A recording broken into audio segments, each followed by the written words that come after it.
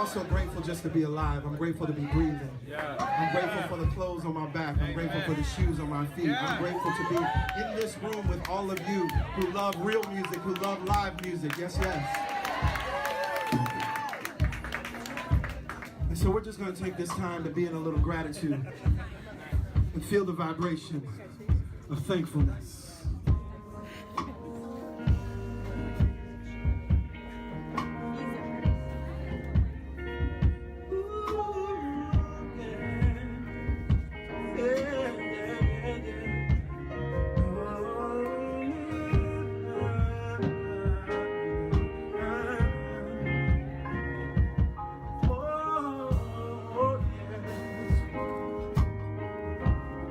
It goes like this. I am grateful. I am thankful. I appreciate and I celebrate.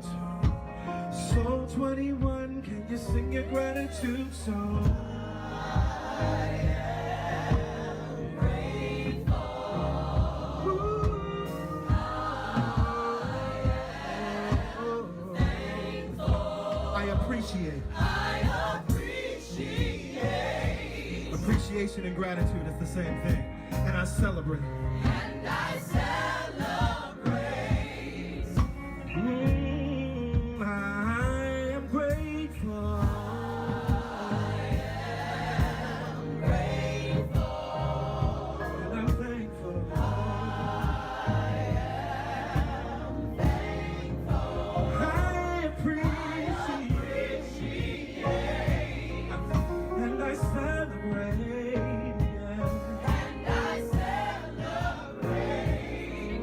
One more time, you can sing along. I am grateful. Wave your hand if you're grateful tonight. I am thankful. I appreciate. And I celebrate, and I celebrate. And I celebrate. I appreciate. Oh.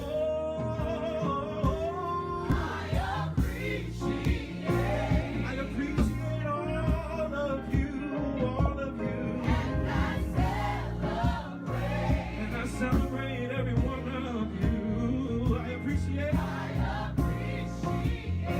So grateful for this breath I'm breathing. Yeah. And I celebrate. Oh,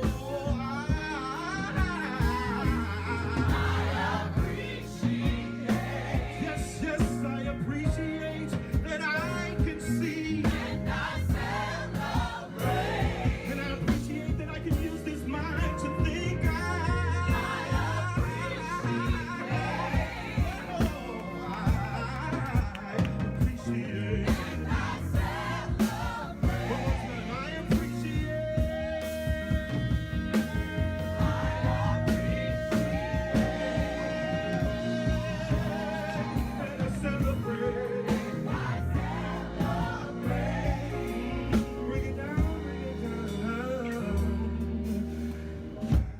Grateful mind and a grateful heart leads to a grateful life. A grateful heart, a grateful mind leads to a grateful life. If we think thoughts of gratitude, if we hold those thoughts in our heart, then our life begins to show us magnificent miracles. Tenors, can you sing it with me? Grateful heart, grateful heart. Grateful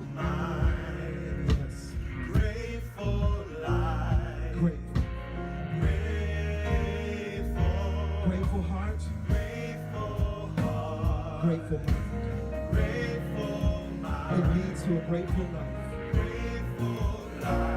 Altos, can you join in? Can you sing? I am, I am, I am.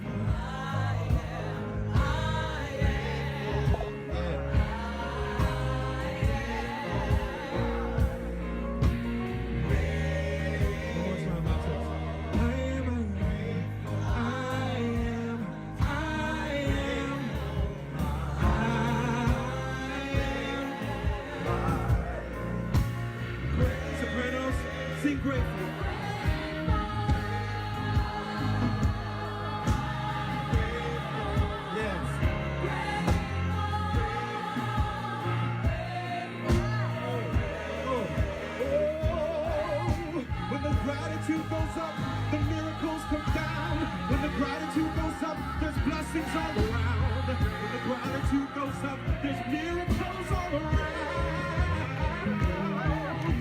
Miracles all around. Miracles all around.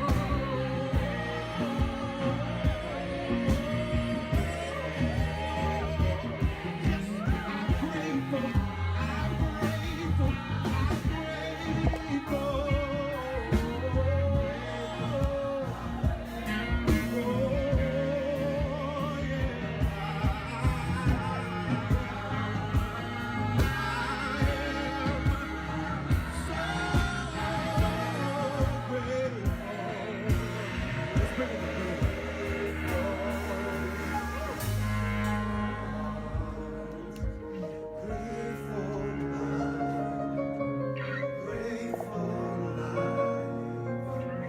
Can we all sing this together? I am, everybody together.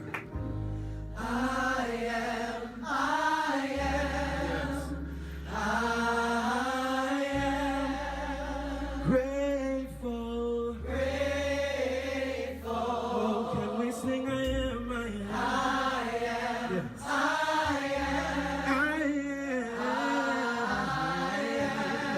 I'm so grateful. One time it feels so good, it feels so good to me. It feels so good to me. It feels so good to me. Yeah. Just the voices. Just the voices. One big choir, yeah. Grateful. One more time, you sound so good. So good. Grateful. Yes, yes.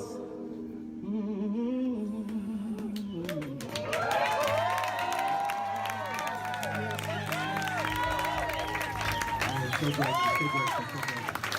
I'm also grateful just to be alive. I'm grateful to be breathing. I'm grateful for the clothes on my back. I'm grateful for the shoes on my feet. I'm grateful to be in this room with all of you who love real music, who love live music. Yes, yes. And so we're just going to take this time to be in a little gratitude and feel the vibration of thankfulness.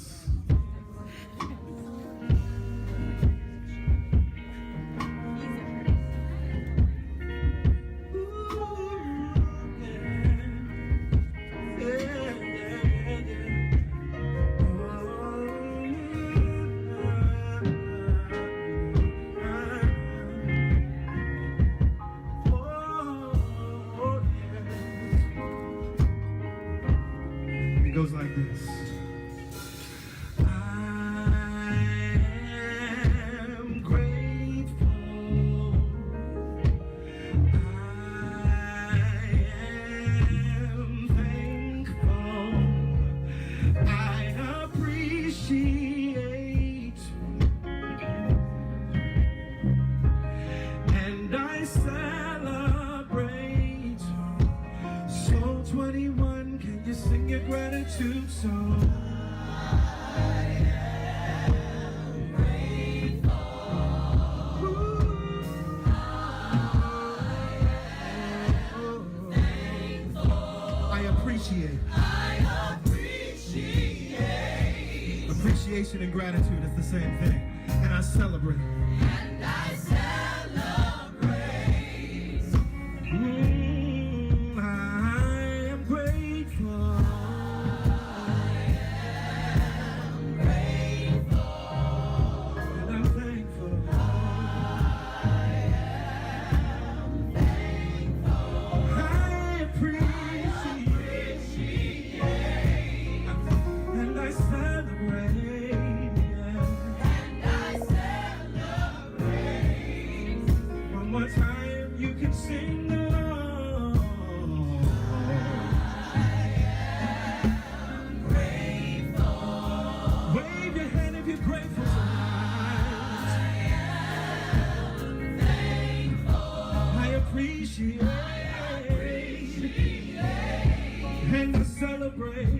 celebrate. And I celebrate. I appreciate.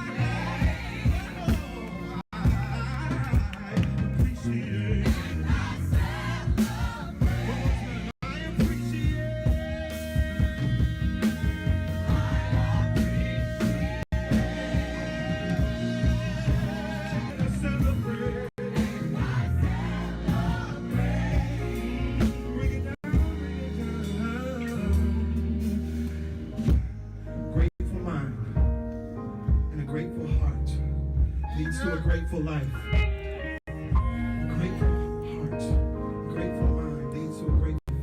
If we think thoughts of gratitude, if we hold those thoughts in our heart, then our life begins to show us magnificent miracles. Tenors, can you sing it with me? Grateful heart, grateful heart, grateful mind. Yes. Grateful mind.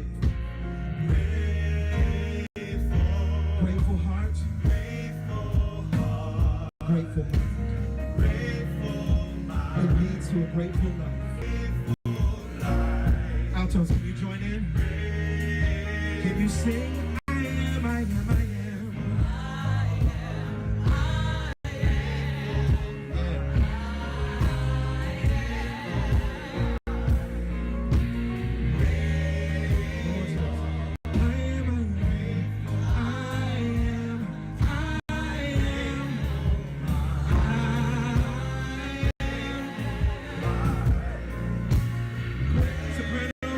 Sing grateful.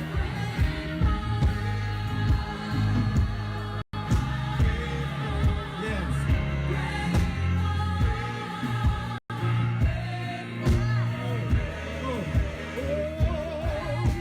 When the gratitude goes up, the miracles come down. When the gratitude goes up, there's blessings all around. When the gratitude goes up, miracles all around.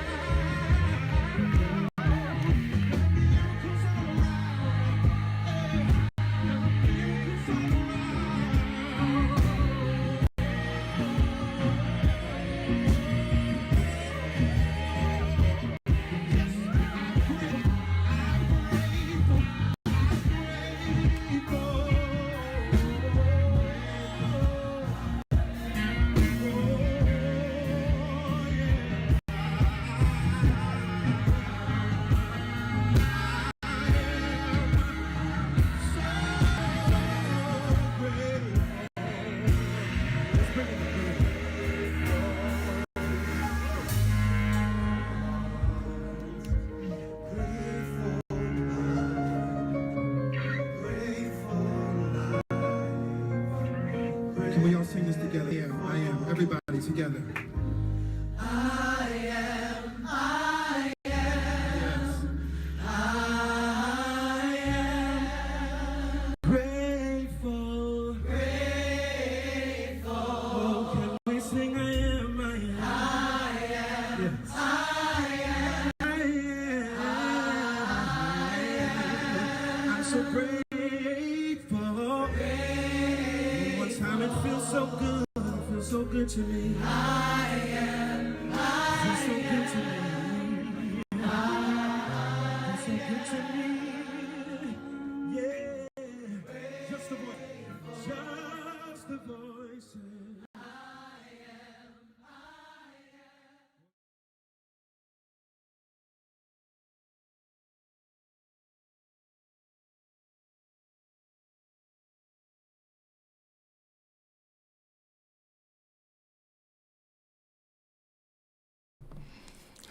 Good morning, CSC family. Good morning. Good Happy morning. Sunday. It's so good to be here with all of you. It's so good to see you and feel your energy and your love and your joy and your excitement and your readiness as we take this time, this day, to remember the truth of who and whose we are and to celebrate our magnificence and significance of the God that dwells in, through, and as us.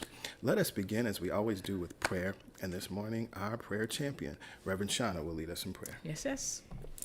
Good morning, beautiful people. Happy Sunday. Let's relax into this moment, breathing in and breathing out. Be here now. Close your eyes and listen. Right where we are, God is. God the omnipresence, God the omnipotence, God the omniscience, God that created everything and everyone, God the invisible web that connects all things. That God is the power, the love, the vibration, and the ease inside each and every one of us. God, the magnificence shining through our humanity. God visible through our eyes and our hands and our fingers and our movement. God is the thing connecting us with our community and Mother Earth. God has demonstrated miracles in my life. God has seen me through every challenge. There is the certainty that all that I am, all that I have, all that I do is from the God in me. I expect miracles and answered prayers, and they manifest in my life and in the lives of my family. They manifest in this CSC community. They're demonstrated throughout my neighborhood, throughout my city and state, throughout this planet. I realize that this has been a week of justice and truth. I realize that this is a step on the road towards justice in the bigger world, that it will help light the way towards a world infused with both justice and love, that we will recognize each other as divine children of the Creator. I am free to choose the future I want to experience. I am free to choose my thoughts. I remember I am free to choose my perspective, and I am free to choose my behavior. So right here and right now in this moment, I am choosing to focus on the good. I'm choosing to focus on that which is beneficial, on that which is constructive, on those things which give me hope. I choose to focus on those things that remind me that things are always working out for me. I choose to focus on those things that show me that harmony exists, and to remember that within every challenge there is a gift. I am free to release fear, worry, and doubt. I am a light worker in the midst of darkness. I am a healer in the midst of anxiety. God is within us, and it is our privilege to hold the highest vibration of love and be the light bringers and the healers that this world needs. I am so grateful and thankful that I'm surrounded by such beautiful, self-aware, conscious members of the CSC community, holding the highest vibration for ourselves, our families, our neighborhoods, and our planet. I am so grateful and thankful for the technology that allows us to come together, to see each other, to hear the music, to meditate, and to be reminded through the message of the truth. Life is a game, and we are learning how to play it in harmony. If we focus our awareness and attention on who and what God is and who and what we are, we can go forth today and throughout our week confidently, knowingly, mindfully, and joyfully. Therefore, I release this word back into the divine law that knows what to do and how to do it. And I declare it is already done. So it is with total joy, expectation, and anticipation that I now say amen, ashe, and so it is. Yes, yes, yes, yes. Amen. Ashe, and so it is. Yes, yes. Thank you, Reverend Shauna. Ooh, I'm so grateful for the vibration of prayer. I am so grateful for how prayer establishes us and sets the tone for our service and for our day and for our thinking and for our consciousness. And it's like cleaning a windshield. Wiping away, you probably could see through the windshield, but there's a difference when you actually take the time to wipe it down and pull out some Windex, whatever you do, and now you can see clearly. That's what prayer supports us in doing. So thank you again, Reverend Shauna, and hello again to everyone who is connected here with us. We are so happy to be here, connected together today. And for those of you who are joining us for the very first time, hello and welcome. It is so good to be here with you. Feel free to shout yourself out in the comments. Let us know where you're connecting in from. We are so happy that you're here. And we would love to stay in touch with you. If you would like to stay in touch with us and know what's going on at CSC, you can text the information you see here on your screen. Text WELCOME to the number 347-472-1078. Please just text the word WELCOME. No other signatures or emojis. By just texting that word, you'll receive an automated response with a link. Please click that link and enter your email. I'll say this for a few more weeks because I'm noticing that we're still having some trouble. So again, you must click the link. When you click the link, then you're taken to a form. In that form, you enter the information. Once you've submitted that, you get another text back confirming that you're all set.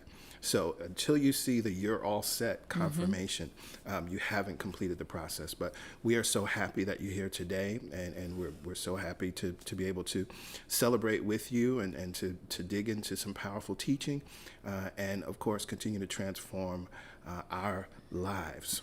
So let's get into, we only have a couple announcements today. We'll get into those announcements, and then we can move into meditation and get into class time. Yay. So the first thing, I've just talked about the power of prayer, is we have a weekly prayer call that happens every Wednesday morning at 7 a.m. Eastern Standard Time.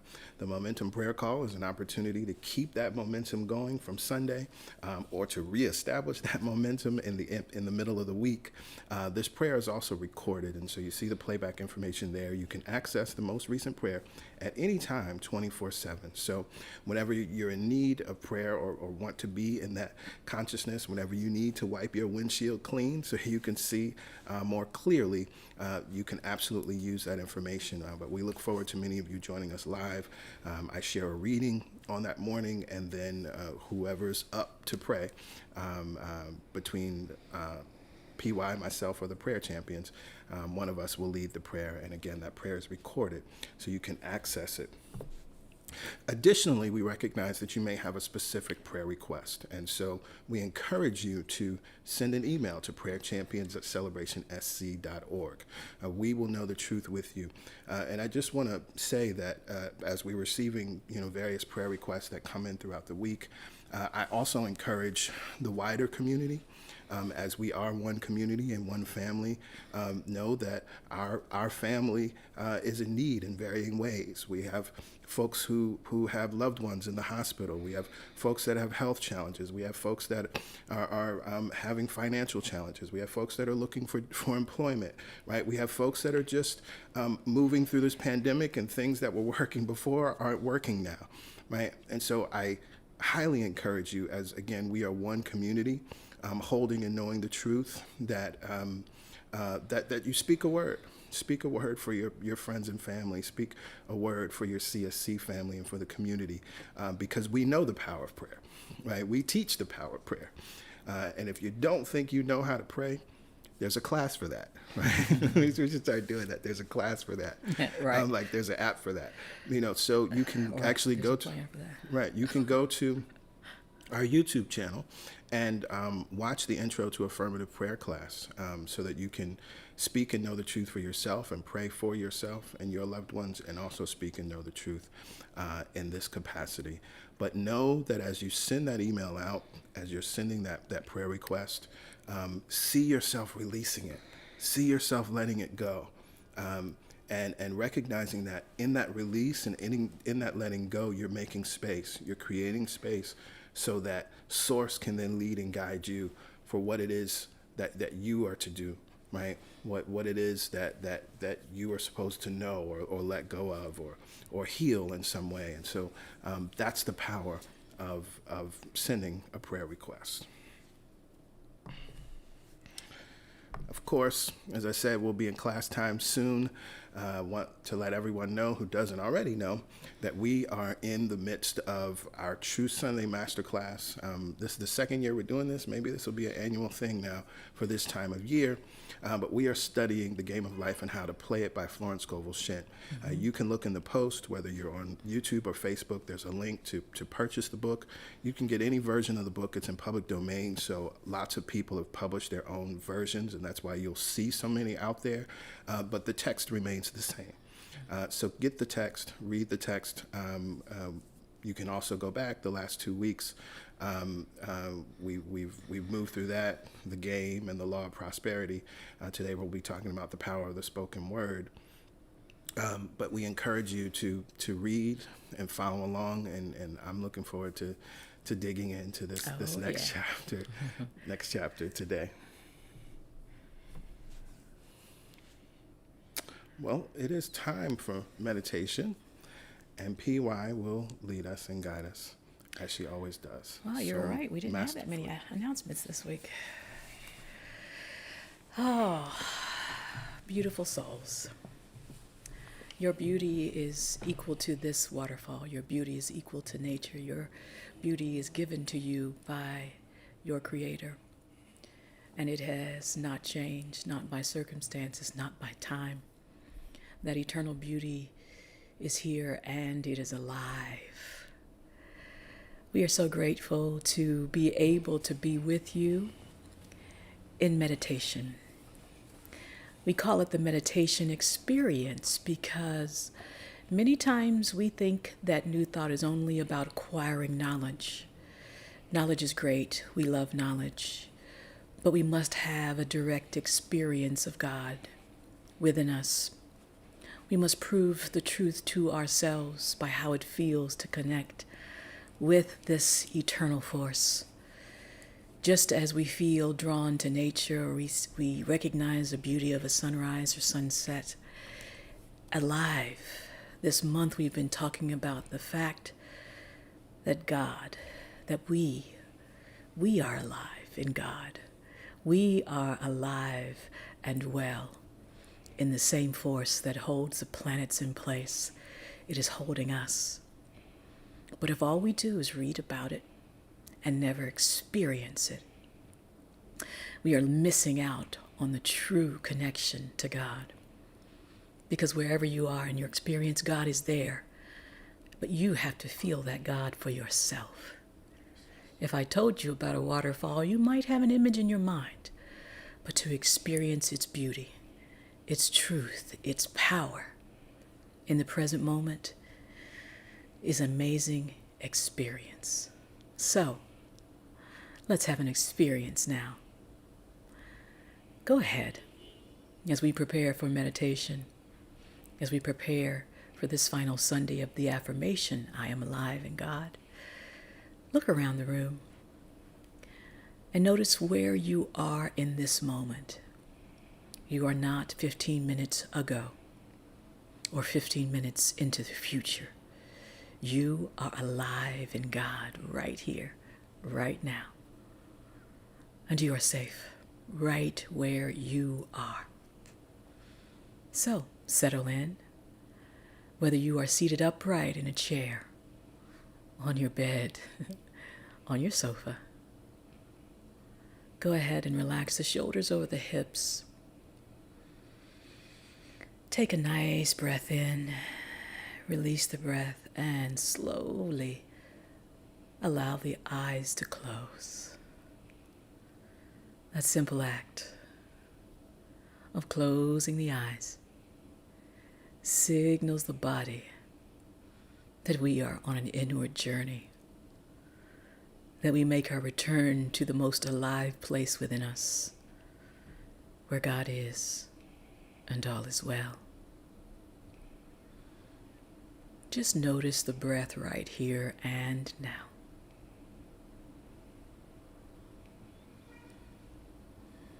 Let's take a few rounds to notice,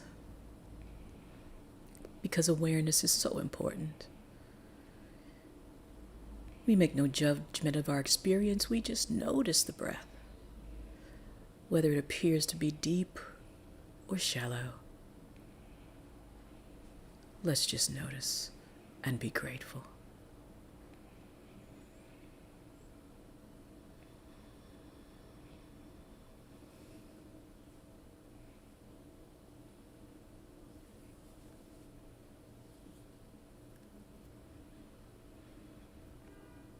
Ah, beautiful.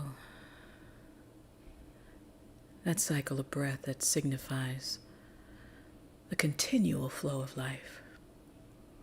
The cycle of breath that signifies a never-ending stream of well-being. The cycle of breath that connects us to the power,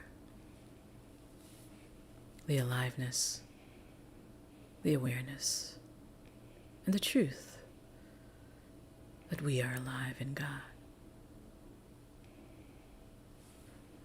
And now, let's take conscious control of the breath, because it is ours to move as we see fit. Still connected, still breathing and knowing. But let's send that breath into the low belly now. Inhale into the low belly. Hold it there.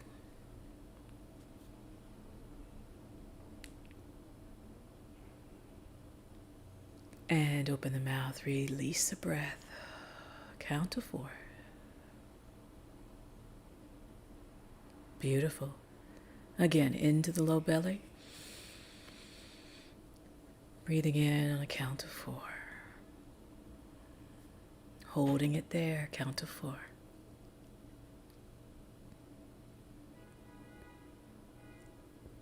Open the mouth, relax the jaw. Sigh it out.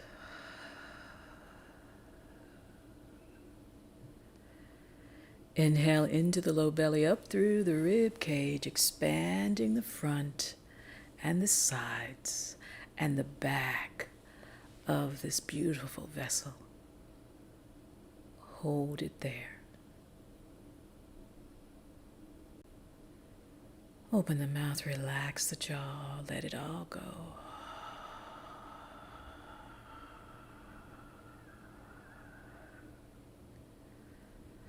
Again, same path in through the low belly, up through the rib cage, expanding, making room for more breath. Hold it there. Open the mouth and sigh it out.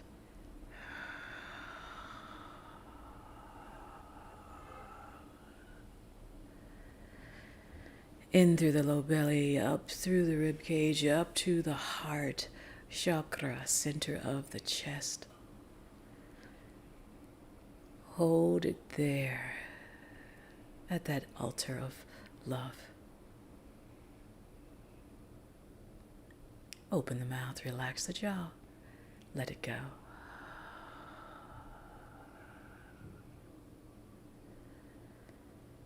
Beautiful. In through the low belly, up through the rib cage, up to the heart, the altar. Creating a new set point, a new reality, extending across the chest and the back. Hold it there. And release.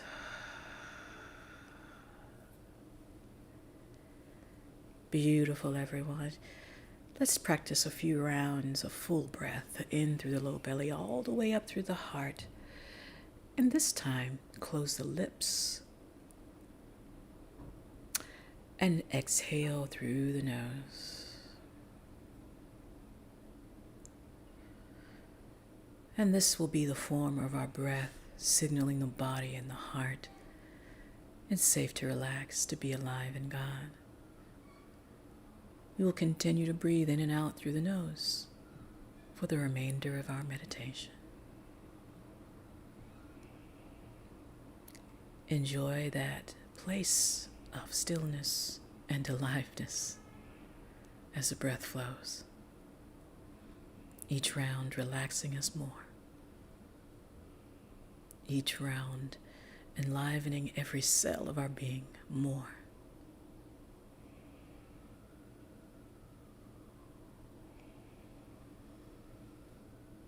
And now, let's send that breath, that energy that flows on the breath into the feet.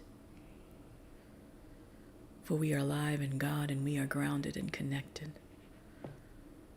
So send the energy into the feet. And now, relax the feet.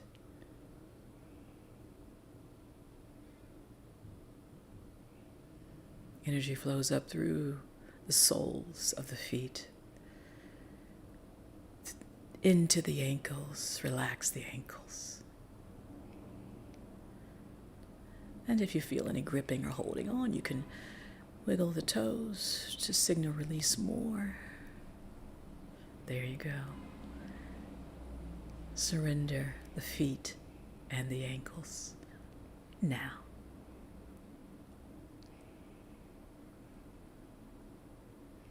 Energy flows up the shins and the calves. Relax the shins and the calves.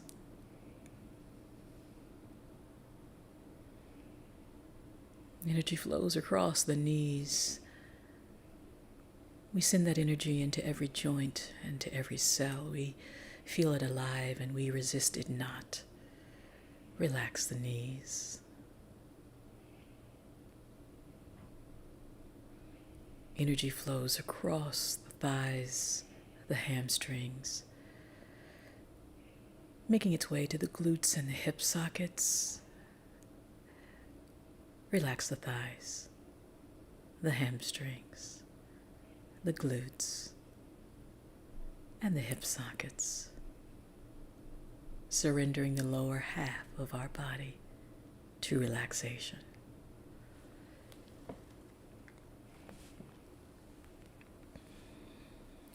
That energy that is gathered at the base of the spine, we imagine from that place preparing ourselves to open every chakra, imagining them alive and spinning, balanced. Energy flows up, up, up, up, up, and out the crown of our head. We are alive in God, and that energy flows in two directions. It flows up and out. We allow it to do so. We imagine it above us all, connecting us all, summoning what we need, and now it flows back down through the crown, activating our intuition and third eye, opening our throat so that we can speak the words of power. Across our shoulders, they relax, and the energy flows down our arms, out our fingertips,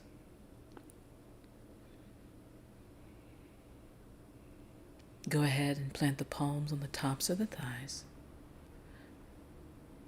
Or if you choose, turn them up to receive.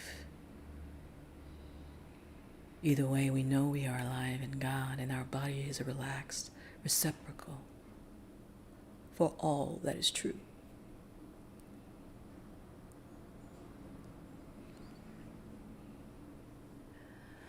Feel that energy.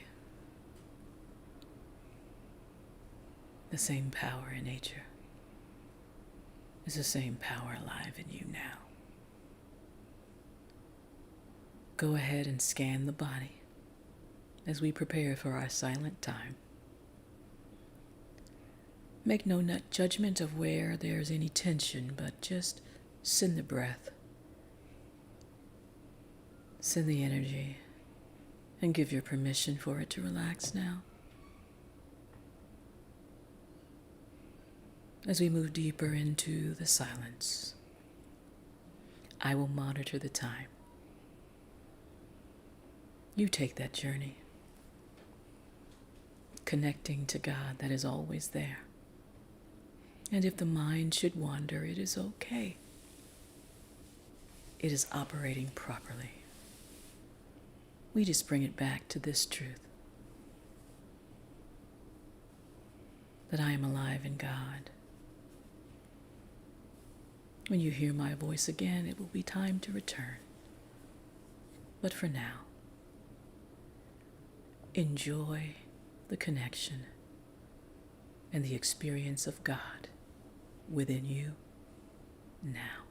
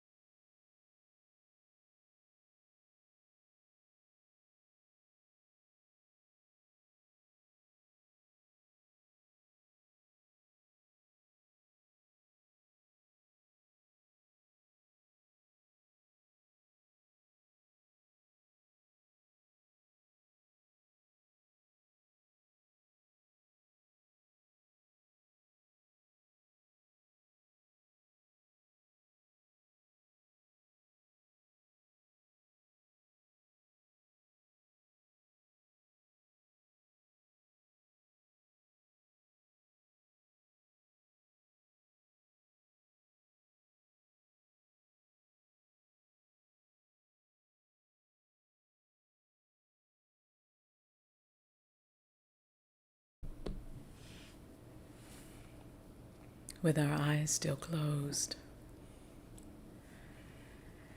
we enjoy the feeling of connection.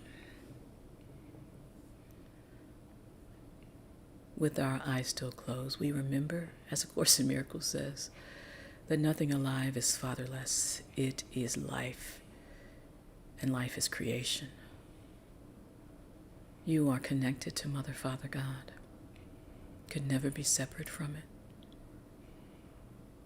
That means that we allow ourselves to be connected to answers. We are alive and we allow ourselves to be connected to peace. We are alive and we allow ourselves to be connected to infinite intelligence and power. And as our eyes are closed, we feel every cell. And we are filled by love now.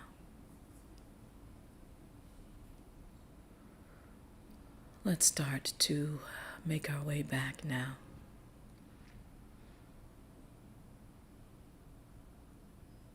Realizing that as we return, we do not do it alone.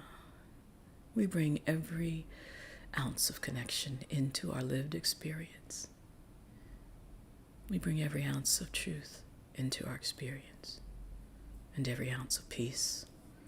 Nothing is left behind because we are alive in God.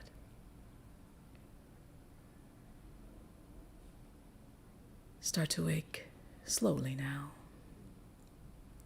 The body. If the palms are turned up, turn them down. And maybe wiggle the fingers and the toes, or maybe rub the tops of the thighs and the knees and the shins, maybe. Maybe raise the heels or wiggle the toes, whatever feels good to signal your return. but the breath remains nice and easy and steady. Stop the movement now. Plant the palms. Inhale. Draw the shoulders up by the ears.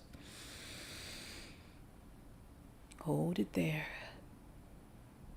Relax the shoulders back and down as you release the breath. Again, inhale. Shoulders up. Feels good to stretch, releasing the breath as you relax the shoulders back and down. Last time. Inhale. Shoulders up. As you release the breath, they flow easily back and down. Stop the movement. Bring the palms together. Lightly touching thumbs into sternum. Why? Because that is where we can feel, if we're still enough, the beating of the heart. Another signal of how alive we are in God. Now bow the chin to the fingertips.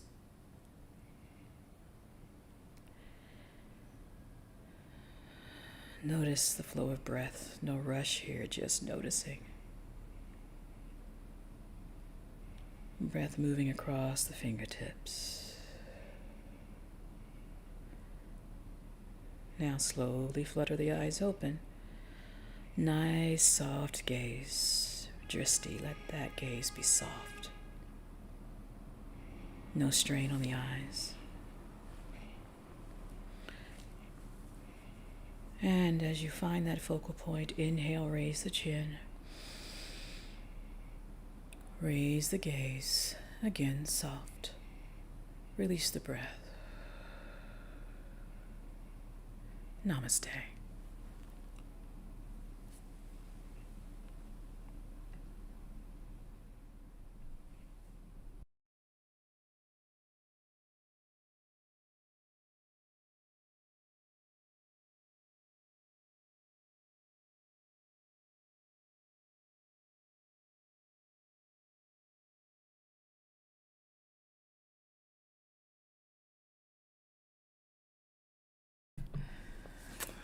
Namaste. Thank you, PY. You're welcome. Awesome, awesome, awesome. Well, we are going to jump into chapter 3. We do have one question based on something that we talked about last week, and I'm going to get to that. The other thing that I do want to just briefly mention, because I said last week we might go back to chapter 2 a little bit. We were pretty much done with the chapter. But there was one section in particular that I wanted to just say something about, and I kind of even spoke to it when we were talking about prayer requests. Florence Scovel Shinn talks about this idea of being able to believe something for your sister, your brother, your family, because you're not as close to it, right? And why we have this gift of community. And I thought, I'm like, that's so wonderful. We just got finished talking about and teaching on prayer partnering last month. So one of the things that I'm going to do, we have a clip of that section of the sermon where I break down the hows of what prayer partnering should look like and the kind of the structure of it. So we'll post that so that you can go back to that. And, if you're thinking about prayer partnering or want to partner in prayer, again, maybe it's just for a short period of time. The book that I recommended, it talks about 90 days. Whatever that looks like, want to make sure that you all make that connection, because I think that's beautiful and powerful and important. So we received a good question. And this question is good because this is something that comes up with new thought all the time. And I pray that this liberates all of you in terms of not being fearful in how you live your life and in your thinking. And so I'll read it here. My question has to do with your discussion later in the message about not preparing a plan B. One of the things I'm considering right now is whether or not I should purchase long-term care insurance. Your commentary seemed to say that I should not do that because it's inviting the need to use it into my life. But it seems foolish not to if I'm able to afford it. If one takes the idea of no plan B further, I would not have health insurance either, lest I invite sickness into my life. There has to be some balancing point between being prepared for things that happen in our human experience, but yet not inviting things we don't want in. I would really appreciate some more discussion about this. Wonderful question. Yes. Wonderful I'm so question. glad it was asked and didn't assume that they understood what we were saying, but wanted clarity. Thank you so much for that. Yeah, and this will also really support us as we get in further in talking about the power of the spoken word. So there's something that's very important, right? So we recognize in this specific case, when we're talking about long-term care insurance, we all know that there will come a moment in time, right, as we continue to live on the planet, right, that we may not be working, that we may be retired, and we may we might not have family members, or we just might not be able to stay with someone. Those situations don't work out. And so we want to be well taken care of. So here's the thing, right, and what's so important about understanding spiritual principle, it's not what you do, it's the consciousness behind it. There you go. Right? And so I choose to purchase long-term care insurance to reinforce this spiritual idea that I am well taken care of and provided for at every stage of my life. And so that's what I'm doing. Now, if my energy was, I know they ain't going to take care of me. Right. I know my kids are selfish. My kids ain't going to do nothing. Right. Or Right. I don't have any family, and so I'm just all alone, and nobody's going to take care of me, so I have to make sure that I do this. Well, then we forgot that actually the thing that takes care of us is God itself. And then it shows up as long-term care facilities and nurses and wonderful, loving people and loving structures and buildings that we're actually able to live in. So what's important is where you're coming from. Similarly with health insurance, right? I don't have health insurance because I'm fearful that I'm getting sick or will get sick, right? Health insurance actually promotes my healthy life and well-being, right? That's very important. Also, health insurance supports me in getting information about what's going on in my body that I can't readily tell or know myself, right? There could be something going on. I don't know it, I get a screening, I go do my physical, I get the information early, and I'm supported, right? And because I had health insurance, I wasn't afraid to go to the doctor, afraid of what the bill might look like. So it's very important. What is the consciousness behind it? Any choice that you make. Any choice. And so the reason why Florence Scovel Shinn talks about no plan B, and we talk about it, is because the consciousness behind almost every most plan Bs. Right. It's fear. It's fear. It's fear of not getting what we want, fear of it not working out. Right. So anything that's motivated by fear, lack, worry, limitation is going to be problematic for you. But you can do all of these same things. And again, we'll get into it more as we talk about the power of the spoken word, because Florence Scovel Shinn speaks about health and dis-ease, right? And we've talked about it as it relates to COVID-19 and the pandemic, right? Our focus is on maintaining our health, right? We don't talk about COVID from the perspective of, I don't want to get COVID. Right. Right? We use our intelligence, and we now know what to do so that we don't get it, right? It's so interesting to me that sometimes we become very fundamental about these ideas, and it doesn't serve us. Nope. There are people that say they believe a certain thing, but if they're really conscious of it, it's coming from a place of fear. Right. Now, here's the other piece. If, for example, your plan B was coming from fear, you can always shift the consciousness around it. Yeah. Right? If you did purchase something from fear, it doesn't mean that that's solidified for all time. Yes. It just means now you're aware that there was some fear there, and so you take the steps to eliminate it. Doesn't mean you cancel your insurance. Right. Please don't do that. It just means that, I realized that initially that's where I was coming from. And I also understand that there is infinite supply, and that supply shows up as these things. Yeah. It's very easy to get in that fundamentalist, literalist idea and not really thinking it through. Right. And so this is a great question. Great question. Great question. I love it. So let's get into this chapter, the power of the word. again, and all of this is aligned in what we're already talking about and thinking about.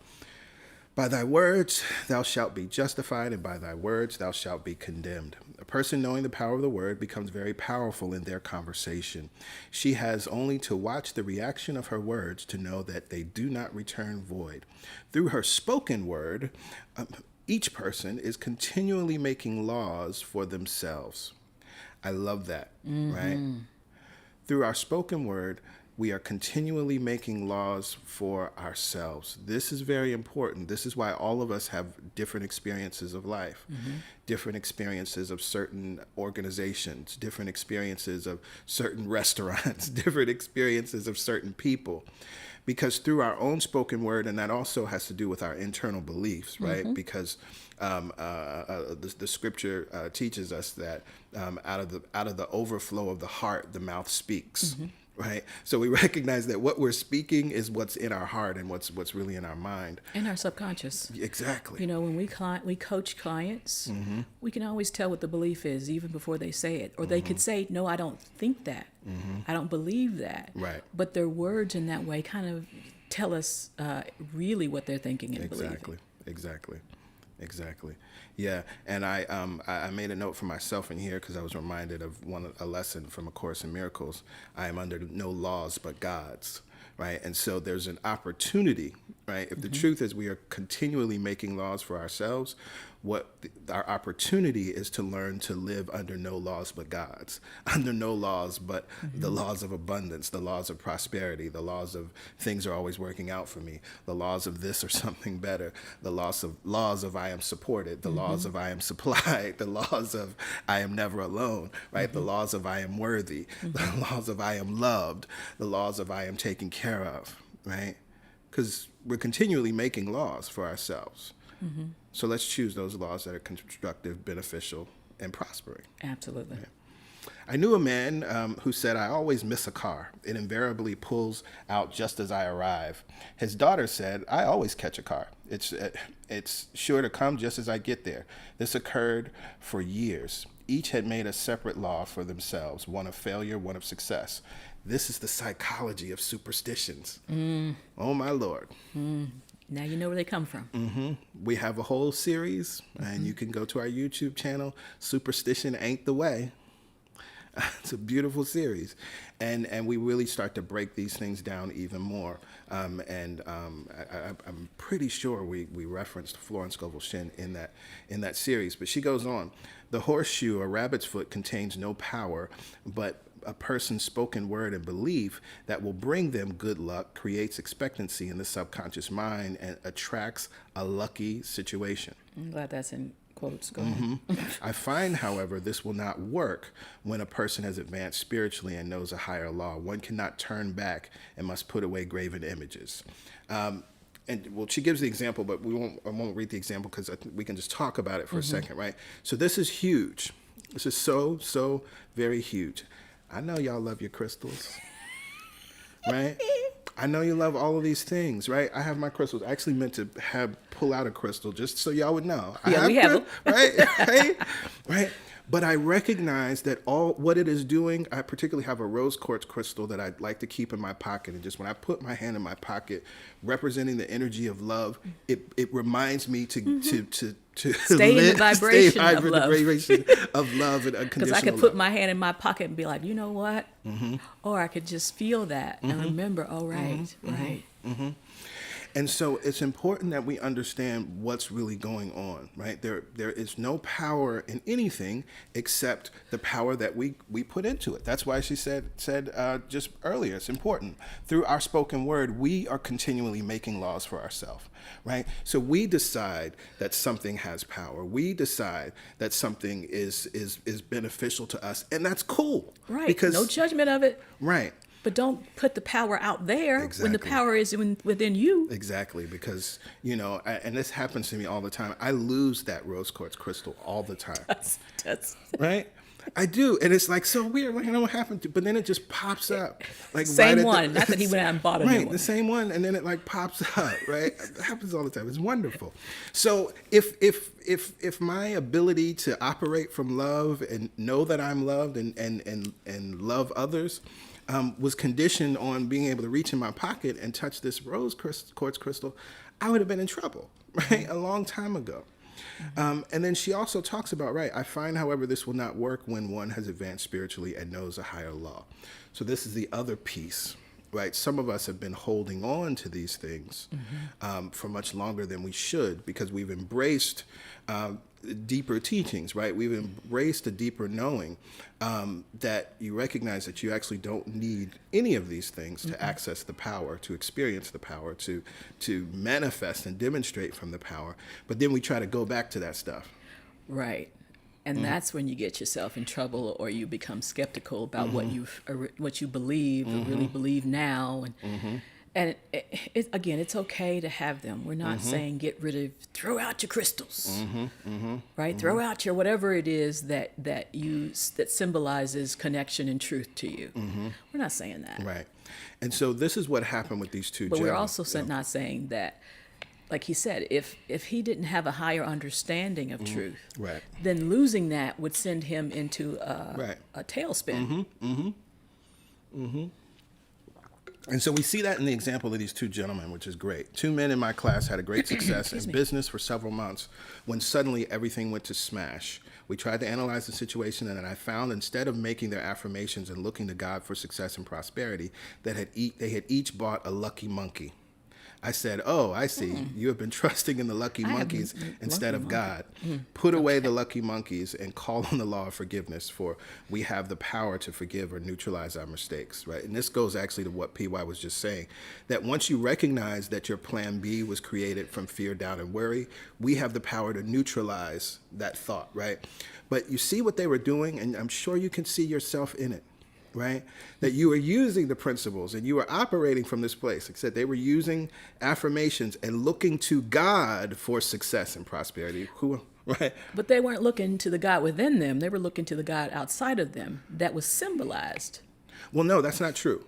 Initially, this is important. Initially, they were looking to God. Oh, right. They were looking to God for success and prosperity, right? And she's just saying, instead of doing that, because that's what they were doing previously in class. They were working with her. They were using the law, right? It sounds like, again, I know some folks. You were in 4Ts. You were using the 4Ts, I see what you mean. right? Yeah. You were using the 4Ts process. You were praying your prayer. Things were flowing, and then as soon as things started to go in another direction and not the way that you wanted, it was like, oh Lord, let me get my lucky monkey. A lucky monkey. Right? And so that's what they did. And so she analyzed and realized that, oh, you had put your trust in the lucky monkey instead of God. But see, you can't go back. That's what she's telling us here, that once you've demonstrated and understand the truth of where the power really is, you can't then try to go back and use these other things to do that. So we need to forgive ourselves and set ourselves free. They decided to throw the monkeys down a coal hole, and it all went well again. They burnt them up, right? That's what she's saying. This does not mean, however, that one should throw away every lucky ornament or horseshoe about the house, but we must recognize that the power back of it we must recognize that the power back of it is the one and only power, God, and that the object simply gives us a feeling of expectancy, right? This is why you hear me pray. There is one mind, one power, one presence that is working in all, through all, and as all, right? There's one power that is back of everything. I need to bring my mind to that, right? And yes, I may have things in my life that support me in having a feeling of expectancy. This is the only thing that televangelists were doing when they send you a blessed prayer cloth. Or holy water. Right. They recognize this principle. And they recognize that, unfortunately, most people are lazy metaphysicians. And so it's easier to just believe that this special prayer cloth has been prayed over. It creates the feeling of expectancy. And what happens? The miracle. Right? The shift in perception. Right, so she goes on to talk about that. There was another woman who, in crossing the street, picked up a horseshoe, and it supported her. She took it as a symbol and a sign, right, to keep up her courage. She says, indeed, at that moment, about the only thing that could have registered, it was the only thing that could have registered in her consciousness. Her hope became faith, and she ultimately made a wonderful demonstration. I wish to make the point clear that the men previously mentioned were depending on the monkeys. alone. Right. And that's what I mean by that thing outside of Right, him. right. While this woman recognized the power back of the horseshoe. Okay? So that's what you always need to remind yourself and check in with yourself. Whatever those things you have that support you, does it place you back to the power back of it? Or do you think, or does it have you thinking, oh, it's the power, right, right? I know in my own case, it took a while, this is Florence Scovel Shinn, to get out of a belief that a certain thing brought disappointment. If the thing happened, disappointment invariably followed. I found the only way I could make a change in the subconscious was by asserting, there are not two powers. There is only one power, God. Therefore, there are no disappointments, and this thing means a happy surprise. I noticed a change at once, and happy surprises commenced coming my way. Another sermon series you can tap into that this reminds me of is God Power. We did a series called God Power, dealing with this idea and this question of is there one power or are there two powers? That's like the first question you should ask yourself. Because usually what we're doing is we're looking at the situation and giving it the power, right? Or the devil. The devil made me do it. No, the devil ain't make you do it.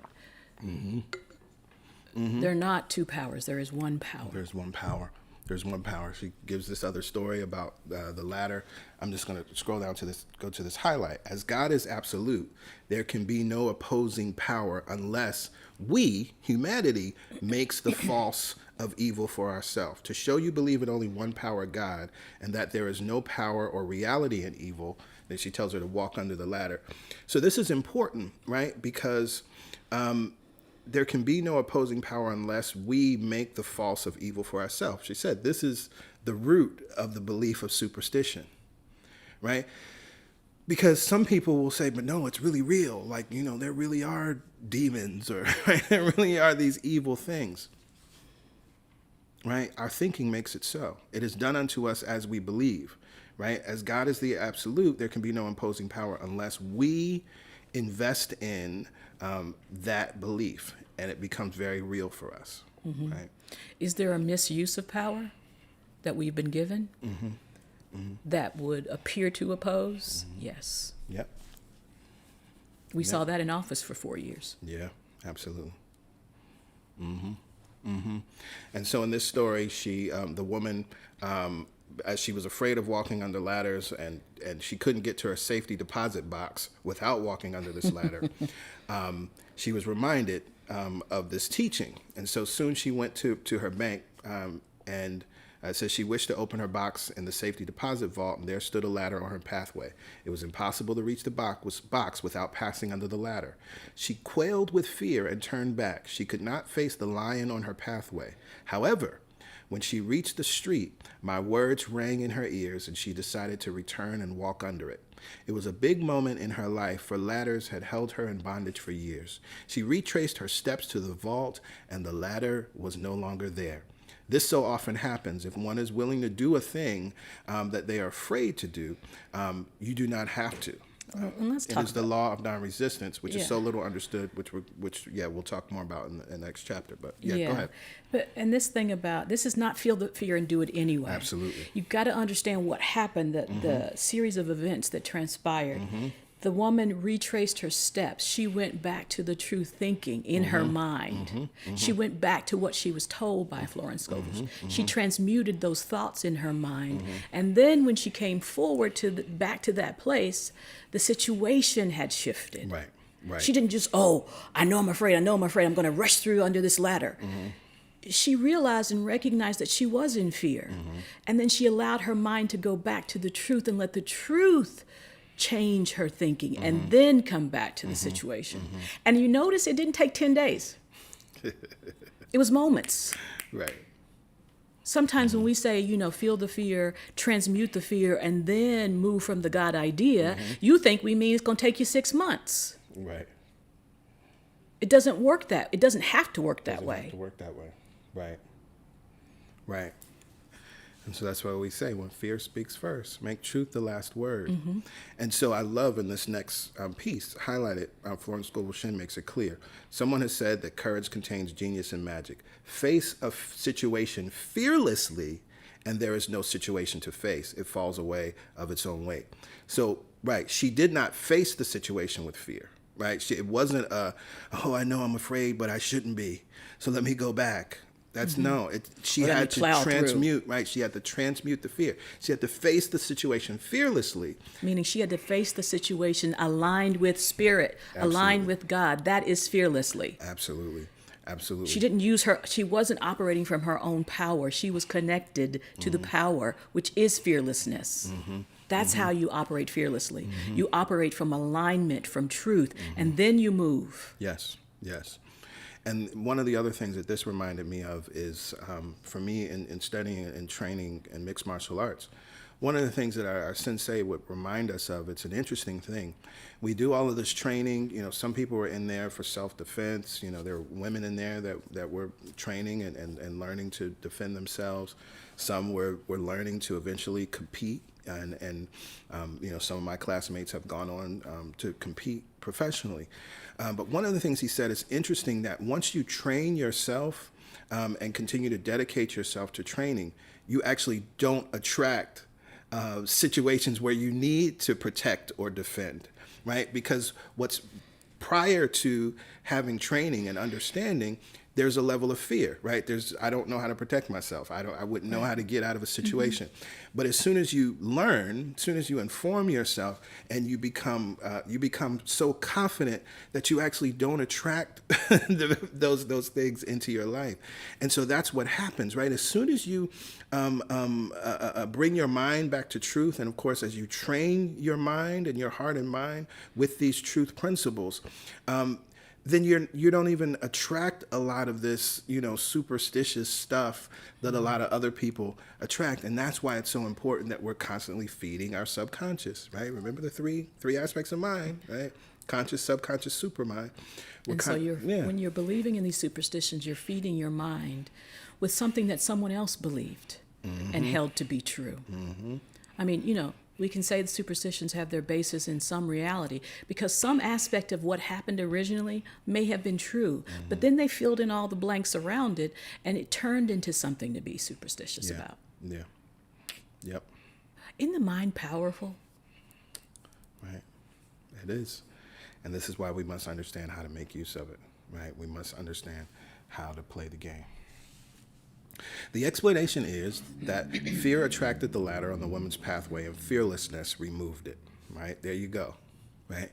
Fear attracted it, fearlessness removed it, right? Not courage in the human understanding of what we think courage is. Right, and I spend a lot of time when I talk about living fearlessly, people think I'm talking about living courageously. I'm talking about transmuting thoughts and allowing the truth to guide your actions, and it will appear to the outside world as courageous. Right. But what it is connected. Yeah. What it is in the flow. What it is I see nothing here that would prevent me from having my good, and so I align and I move forward step by step with that power. Absolutely. Absolutely. And so we're not really talking about living fearlessly. We're talking about moving from fear to freedom. Hey. The freedom is what you're after. The freedom to have an idea and follow it through. The freedom to love who you want and how you want. The freedom to show up in the world how you want. Again, it looks to the outside world that you're being fearless or courageous, but really you're just in the flow. And that's powerful to think about, because Florence Scovel Shinn writes about this woman. She says that this fear with the ladders had debilitated her life and controlled her life for years. Right? So think about the thoughts and the fears that we have that have kept us in smallness in various ways, kept us from even traveling to certain places, kept us from going to certain restaurants or going to certain states or even just certain parts of your own city, right? Or actually allowing the desires of our heart to be ours. And so when PY talks about freedom, right, if we think about that being the opposite of fear, right? Oh, what a life you will live, right? Because in that freedom love is there. God is there in that freedom. And so everybody has a little fear. Yeah. But what we're doing is transmuting it so that we can live in freedom. Absolutely. Absolutely. I do want to take this time to remind y'all, as you see it here on the screen, if you have class questions, send them to truthsunday@celebrationsc.org. We do our best to incorporate the questions that we receive each week. And I can see from your appreciation in the comments, the questions are wonderful and are illuminating and healing. So thank you for those that are sending questions because you're really benefiting everyone. Mm-hmm. So we go on. Thus, the invisible forces are ever working for we who are always pulling the strings ourselves, though we do not know it. Owing to the vibratory power of words, whatever we or whatever humanity voices, we begin to attract. People who continually speak of disease invariably attract it. After a person knows the truth, we cannot be too careful with our words. For example, I have a friend who often says on the phone, "Do come see me and have a fine old-fashioned chat." This old-fashioned chat means an hour of about 500 to 1,000 destructive words, the principal topics being loss, lack, failure, and sickness. I reply, "No, I thank you. I've had enough old-fashioned chats in my life. They are too expensive. But I will be glad to have a new fashioned chat and talk about what we want, not what we don't want." Mm-hmm. There's an old saying that man only dares use their words for three purposes: to heal, bless, or prosper. Mm. So I'll stop there, and we're going to talk a little bit more about this. She throws out these statements without clarity. People who continually speak of disease invariably attract it. So we're going to talk a little bit more about that. Let's talk about that. And it's important, particularly as we are in the context of a pandemic. And I think there's been some shaming happening around this, mm-hmm. And also really fear of folks that will not speak of COVID-19 as though acknowledging that COVID-19 exists will bring it to them, right? And this is why, again, it's very important to understand how we speak about something. There's no way that we cannot speak about the existence of COVID-19. Right. It is the energy and vibration mm-hmm. as we speak, or under mm-hmm. which we speak, mm-hmm. Mm-hmm. that makes the difference. Right. And so instead of saying I'm afraid of COVID-19 or I'm afraid to catch it, or right, that it's I'm informing myself on how to remain healthy, mm-hmm. how to remain safe. I'm safe now, I'm healthy now, and my focus is on maintaining that. Yes. And supporting those that I love in maintaining their health. Mm-hmm. Right? That's all it is. It's just a beautiful shift, right?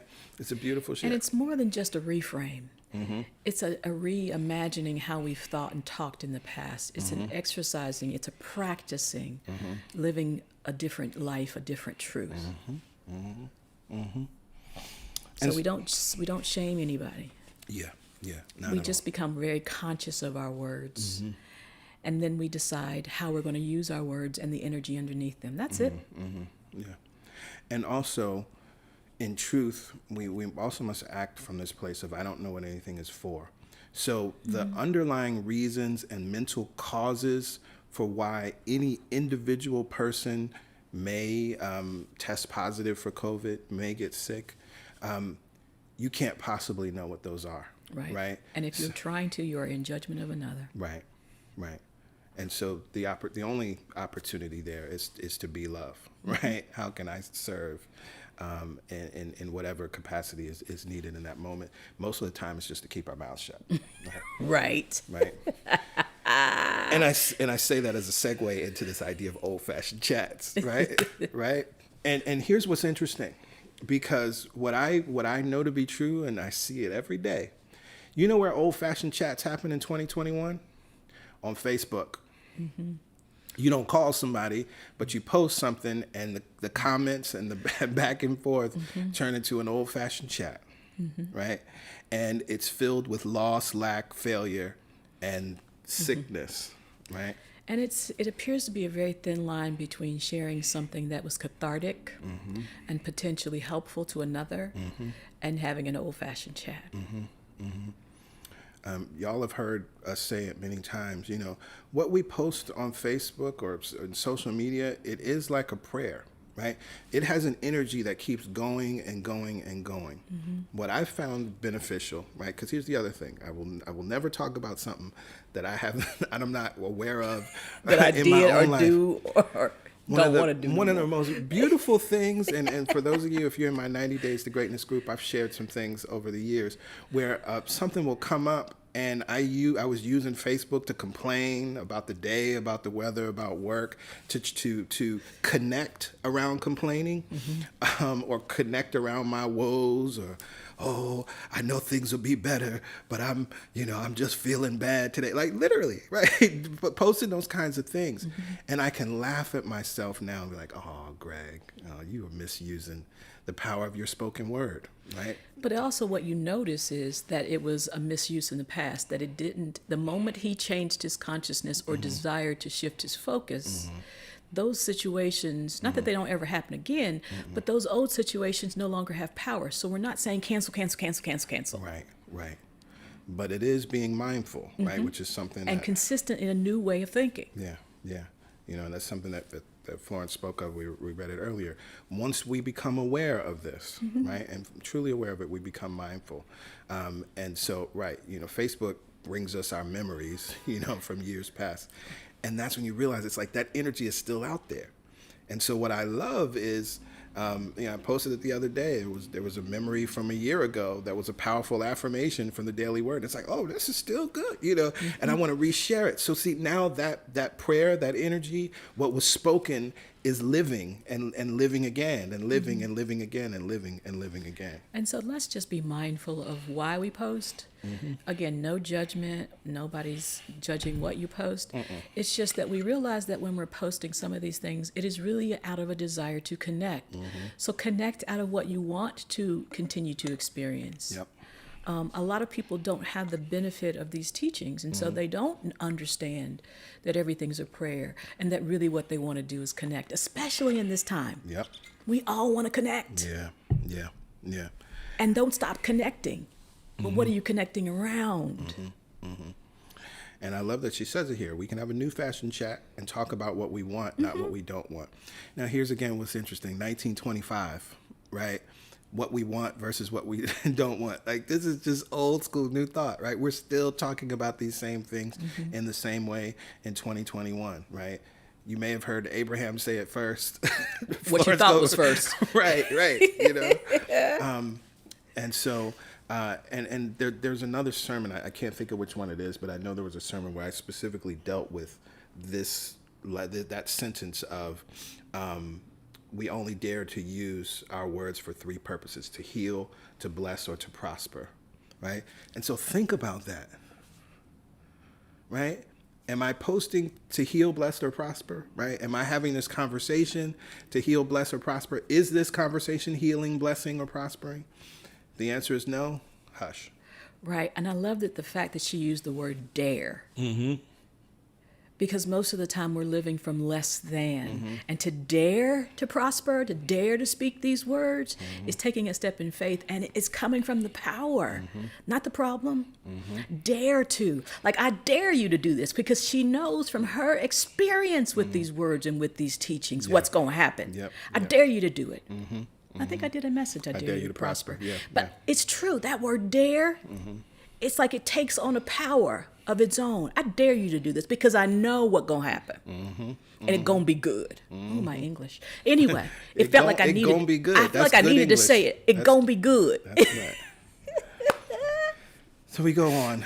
Whatever we say of others will be said of us, and what we wish for another, we are wishing for ourselves. Curses like chickens come home to roost. I wish if a person wishes someone bad luck, they are sure to attract bad luck themselves. If they wish to aid someone to success, they are wishing and aiding themselves to success. Why? It's not because they have some special power that you don't. It's because of cause and effect. It's because of the vibration and the energy of thought. And oneness. I get to experience the thoughts that I've had. That's it. Not punishment. Right. Not judgment. right? So we can't dare to heal, bless, or prosper from a place of fear. Right? Actually, you won't even think that way. Right. If you're in fear, you won't think this way. Right. It's one or the other. You can't do them both simultaneously. Okay. So we go on and we'll get this as we get deeper into thinking about the body and sickness. The body may be renewed and transformed through the spoken word and clear vision, and dis-ease be completely wiped out of the consciousness. The metaphysician knows that all dis-ease has a mental correspondence, and in order to heal the body, one must first heal the soul. The soul, as she's using it here, is the subconscious mind. So this is what we're talking about. We've been talking about this each time, the three aspects of mind. Where we're receiving information is we're receiving information and it's being implanted in the subconscious mind, right? And so the subconscious mind must be, and she puts it in quotes, saved from wrong thinking. Now, here's the other thing I want to make sure that we delineate. Again, words can be used to say a lot of things. The soul, not the subconscious, the soul and the spirit are one, right? When she's talking subconscious and soul, she's linking them differently, right? It's not the same use of the word soul. Right. So we have to understand how she's using it, right? When she uses soul, she's talking about the subconscious mind. What she's talking about is the subconscious mind. Right. So we should read it that way, right? In order to heal the body, one must first heal our subconscious mind. Right. It's Right. not the soul, because the soul and the spirit are one, right? It don't need to be healed. Right. But what way she's talking about it, soul is the subconscious. Right. Okay. And so it's important that our subconscious mind, that we do the work to remove and heal incorrect or wrong thinking. Okay. She goes on in the 23rd Psalm, we read, he restoreth my soul, right? And so she's, as we're using this context, right? She's using the biblical context of the use of soul. This means that the subconscious mind or soul must be restored with right ideas. And the mystical marriage is the marriage of the soul and the spirit, or the superconscious mind. So again, she's using spirit here to delineate the superconscious mind, right? So we have the conscious mind, which is the humanness. We have the subconscious mind, the soul. We have the superconscious mind, which is spirit. They must be one. When the subconscious mind is flooded with the perfect ideas or divine design, as we talked about earlier, of the superconscious, God and humanity are one. What did Jesus say? I and the Father are one. That is, he is one with the realm of perfect ideas. He is the man made in God's likeness and image, imagination, and is given power and dominion over all created things, his mind, body, and affairs. Right? So it is very important that we understand, this cosmology, if you will. Absolutely. As it's placed in this text, and also recognizing as she's using it, thinking about this particular psalm, because this idea of he restoreth my soul, there's an aspect of us that needs to be restored, right? Whatever we choose to call it doesn't matter, but it matters in the sense of understanding what she's saying, right? He restoreth my subconscious mind. Right. Right? We could reread that psalm in that beautiful new way, right? He leads me beside still waters. He restoreth my, Lord have mercy. Because, it even takes me further when we think about the Second Testament scripture of be ye transformed by the renewing of your mind, making new again, right? Restoring, right? That's what restoring is. When you restore a car, you have an old classic car, right? When you restore it, you make it new again. And Lord have mercy if our minds do not need to be made new again. Yes. Right? Powerful understanding, right? And so she goes on. It is safe to say that all sickness and unhappiness come from the violation of the law of love. A new commandment I give unto you, love one another. And in the game of life, love or goodwill takes every trick. That's a very word that just speaks to the time. Takes every trick. Like that's how they used to talk back then. Well, some of these phrases, right, so I'm like, oh, this is interesting. It's just funny. It is funny. Right. So love or goodwill takes every trick. I wonder what people will say about us one day. Right. For example, and this is a good story, a woman I know had for years an appearance of a terrible skin disease. The doctors told her it was incurable and she was in despair. She was on the stage and she feared she would soon have to give up her profession and she had no other means of support. She, however, procured a good engagement and on the opening night made a great hit. She received flattering notices from the critics and was joyful and elated.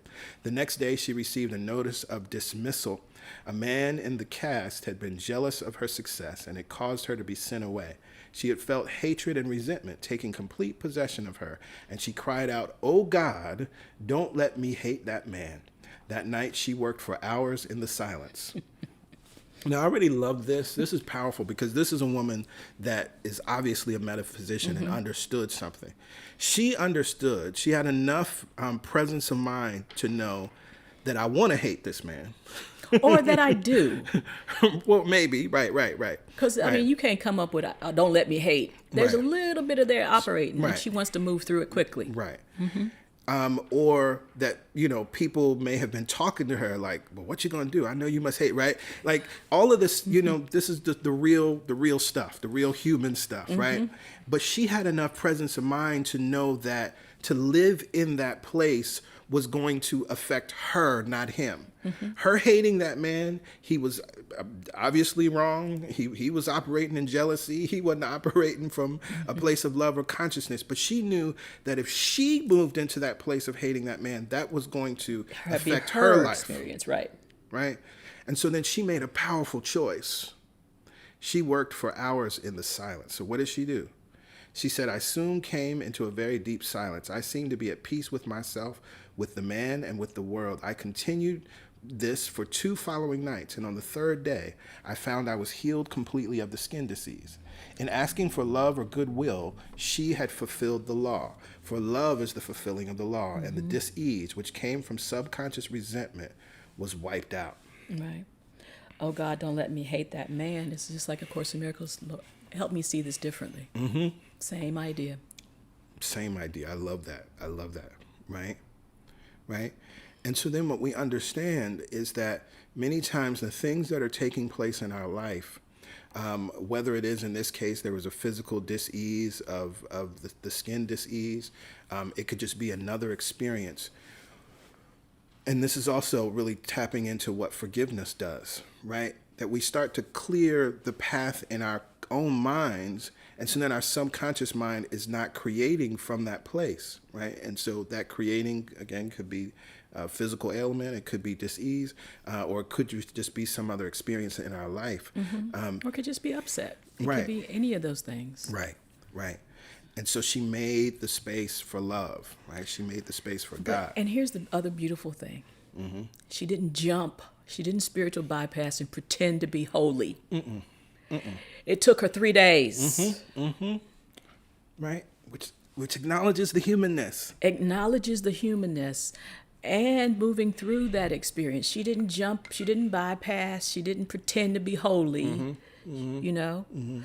She realized it was still there. And she took the time Right. to move through it. Right. This is why we always tell you when you're working with your forgiveness worksheets, the first time you come to that sheet, you get as far as you can go, right? Come back to it the next day. Come back to it the next day, right? Each approach is chipping away, but it has to be a deliberate process that you're moving through, right? And you have to know where you're going, not just, I'm supposed to love everybody, so I forgive you. I forgive you. And as you do this work more, you might be a little bit be able to expedite in terms of moving through it more quickly. Depending on the situation, that might dictate how quickly you move. But you are moving through it. You're not jumping over it. And so this next section, she says, continual criticism produces rheumatism as critical. Inharmonious thoughts cause unnatural deposits in the blood, which settle in the joints. She, of course, is not a medical doctor. We can't verify all of this. But what we do see is this is the seeds that births the work that Louise Hay continued, right? And we, of course, use that in our own lives. We use it in our coaching as another bit of information. Not that it's fact, but it can point us potentially in a direction. And I always say, and we both do with our clients, right? If it doesn't land, or this doesn't resonate in any way, we put it away. Right. Right. It's just another diagnostic tool to determine where my thoughts possibly could be coming from or currently vibrating at. Right. It's not the end all be all, but it is a possible pointer or diagnostic tool. And if the affirmation, for example, in Louise Hay's case, helps you, you feel connected to it, then it is going to be a benefit to you. But if it isn't, it doesn't. Right, right. And what this is rooted in, just the baseline of it, I love to use this example. There's no doubt, right, even in the medical community, right, that our thoughts affect our body, right? Absolutely. I mean, there's no questions around that. I think at this time in history, it was still considered fringe. But one of the examples I love to use is if you go and if you're watching a scary movie, right, or even a movie that just is like tense and it's like, well, what's happened next, or what's around the corner, right? As you're in that place of tension and fear, you feel your body respond because of what you're thinking, and something that's not even real. Sometimes your stomach may get upset. We use words like our stomach is in knots, right? Or, I'm disgusted by it. All of that is these things that are happening in the body based on thinking. Right.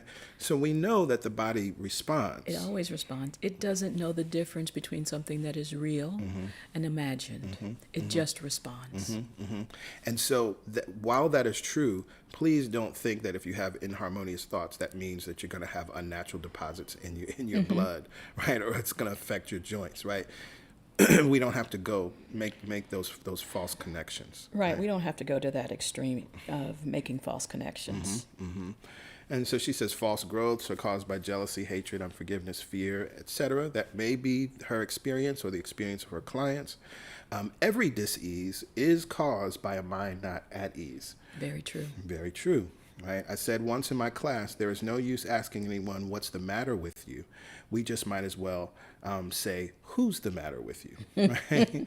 That's powerful. Unforgiveness is the most prolific cause of dis-ease. It will harden arteries or liver and affect the eyesight, and its train are endless ills. Again, we know that, right? We know that stress creates ulcers.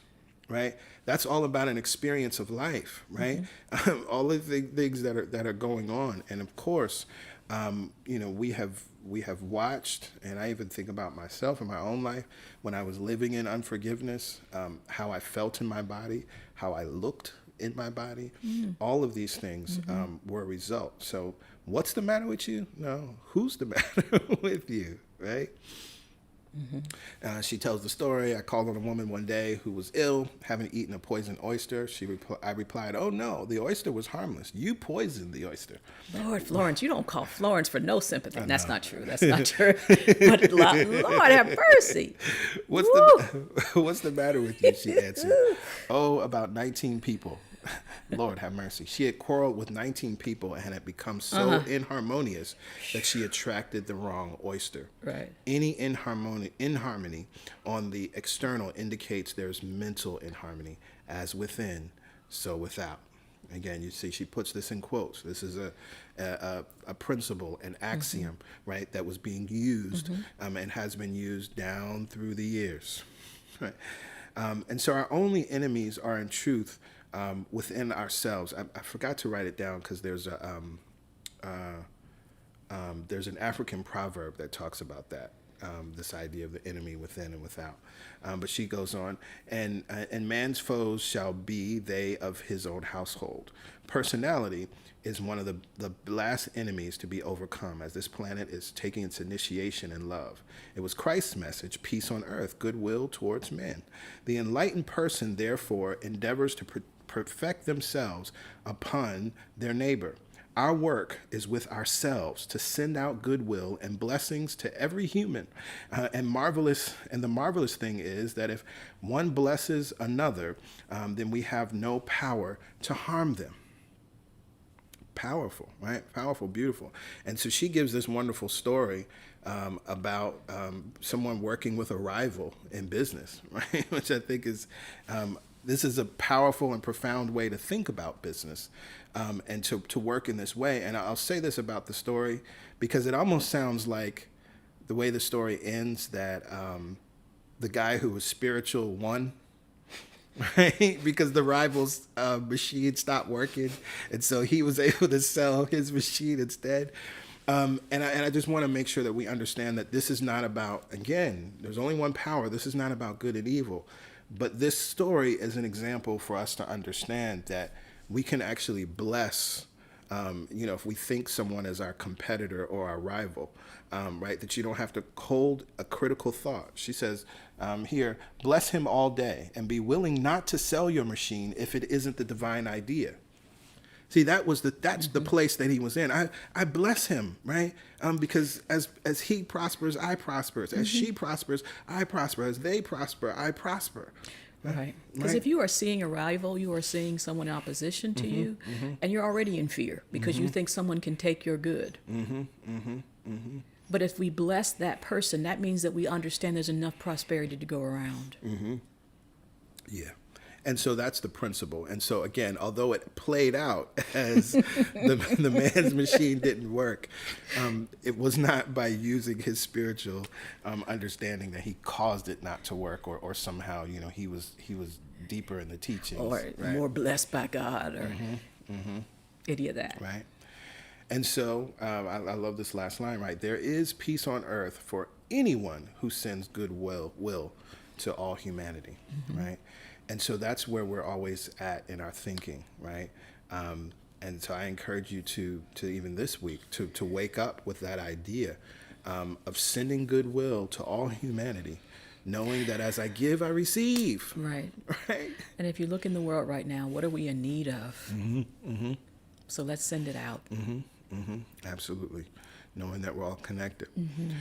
So again, as a reminder, send your questions as you're reading the next chapter, The Law of Non-Resistance, to Truth Sunday at celebrationsc.org. We love to incorporate those questions and move them in. Read the next chapter. You can even go back because these chapters are so short, right? Yeah, they're only a few come pages. back and illuminate yourself and dig deeper. Again, it is our prayer that what we are demonstrating is how to dig deeper into the text, right? And really think about what's going on, right? What are, with the facts that we're given about the stories that she tells, well, then it's like, well, what else had to be going on in this person's life? Or, right, put yourself in their seat and think about how you would feel. Or apply it to your life now. Yes. This situation doesn't apply to me, but I have a similar thing happening. And understand the principles. Absolutely. Right. And again, the questions are great. Keep them coming. Absolutely. So let's see, what time is it? Okay. So briefly, just want to thank you all, of course, for continuing to give to CSC. It's what allows us to bring this stream to you each and every week. And we are grateful and thankful for the ways in which our community individually and collectively is thriving and growing. And so if you would like to contribute to CSC, it's very easy. You see the information here on your screen. You can go to our website, celebrationsc.org/give, or you can text your dollar amount to 347-744-9500. There is a $10 minimum for text to give. There's fees that are associated with that. So we love and appreciate you and your giving. And we say something here at CSC that is so simple yet so profound. Give what feels good. Always.